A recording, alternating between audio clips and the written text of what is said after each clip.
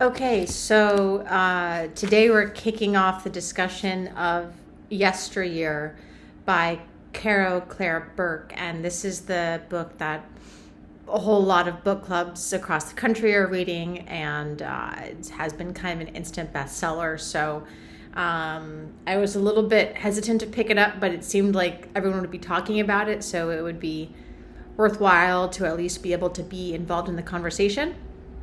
And this is the first book that we'll be reading for the Summer Book Club series. And really the next book club will be fall or winter, so the seasonal book club series. So to get started, I think everybody sort of knows that this is a book about a trad wife influencer. That's really all I know about the book now, except for I think what happens is she's a trad wife influencer and then is somehow like transported into olden times, and she actually has to live out the life that she is pretending to live. So I thought we'd get started by a quick close reading of the introduction, because I find that's a helpful way for us to set our sights on what the author's looking to achieve. So I'll start here reading from day one. Okay, so this is the last day of the life I imagined for myself. Okay, so right off the bat, we have a dystopian setting. We can tell that because what the character says, this is the last day of the life I imagined for myself. So we know that there's a before and an after time, and it's clearly ominous.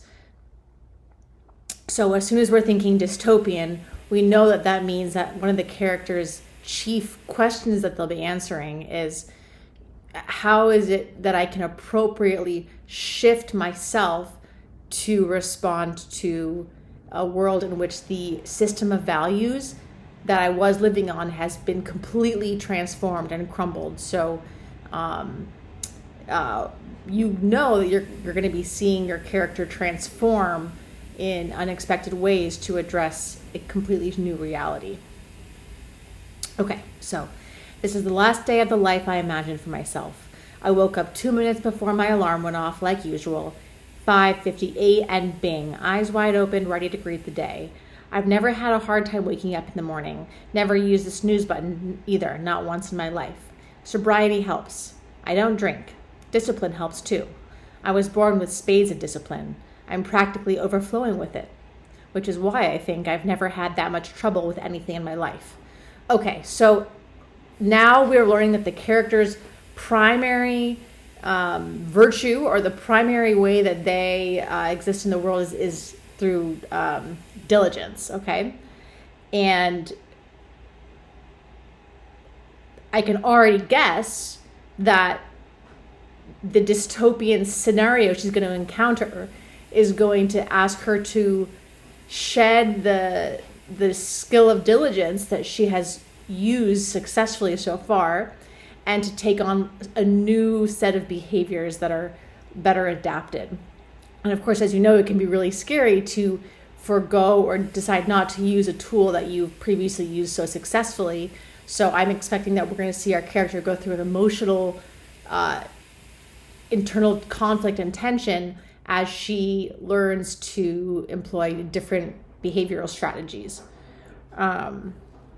Okay, so she goes on to say, I've never, I'm just overflowing with discipline. I've never had that much trouble with anything in my life.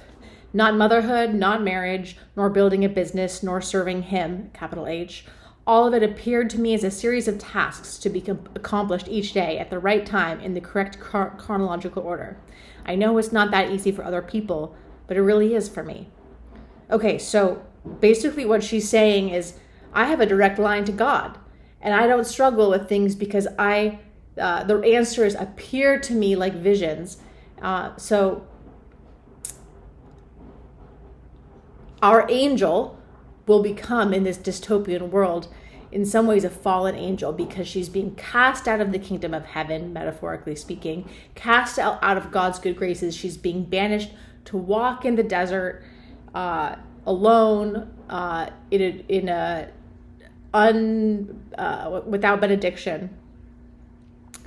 And so we already know that this story is mirroring, this is the story of Genesis, this is the story of Moses in the desert, this is the story of a fall from grace and redemption.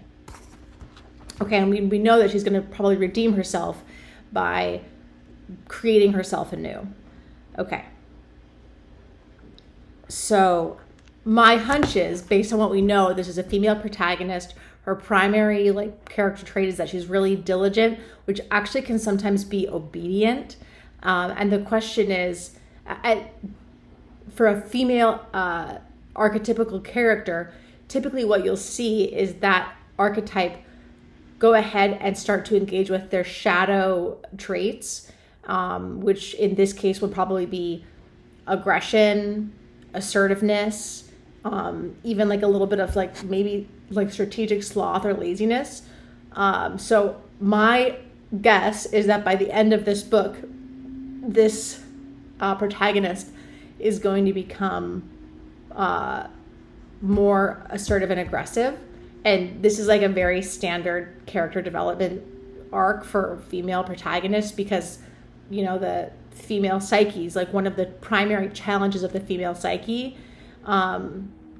in the process of individuation is to go from being subservient and agreeable to self-actualized and assertive.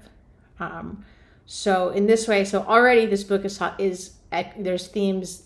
You can see this book through a Judeo-Christian mythical theme. You can look at it from a Jungian archetypical perspective. And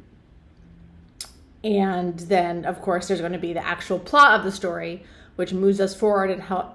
Oh, and then here's the most foundational question she's asking is, okay, we know this character who is so perfect, she's going to be cast out of heaven. This angel has fallen from heaven. The question that, as a reader, I'm already asking is, well, has she done something to deserve it? Or is it sort of arbitrarily happened to her, bad luck?